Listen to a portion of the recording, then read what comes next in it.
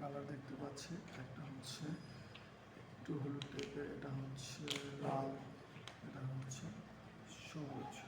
ঠিক আছে, এটার আলফাবেট হচ্ছে ই, এটা হচ্ছে এফ, এটা হচ্ছে এন।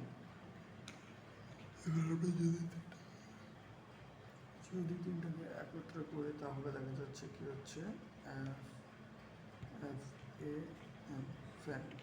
এখন যে কোনো বাচ্চা খুব সুন্দরভাবে ফ্যান শিখতে পারলো এবং তিনটি কালার কে মনে রাখতে পারলো, যা দেখলে আমরাও খুব স্মুথলিভাবে দেখতে পারি এবং ঠান্ডা দিন থেকে আমরা আলাদাভাবে ভাঙতে পারি এবং জোড়া লাগাতেও পারি। যেগুলো দেখছি সেগুলো, তাতে কোনো সমস্যা নেই।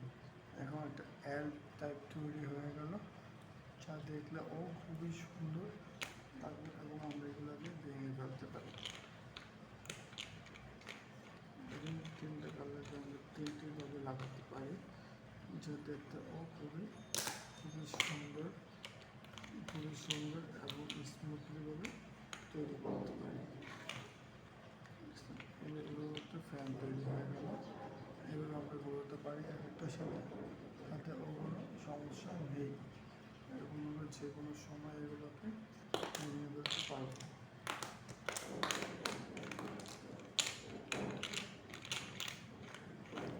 এলোমেলো করে নিতে পারে, তাতে কোনো সমস্যা নেই।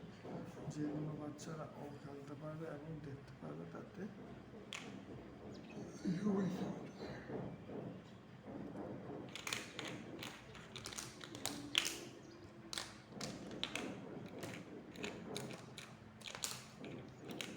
একটির সাথে আরেকটি পরস্পর যোগ করে নিতে পারে। ত্রিভুজ টাইপের একটাই, যা দেখতে খুব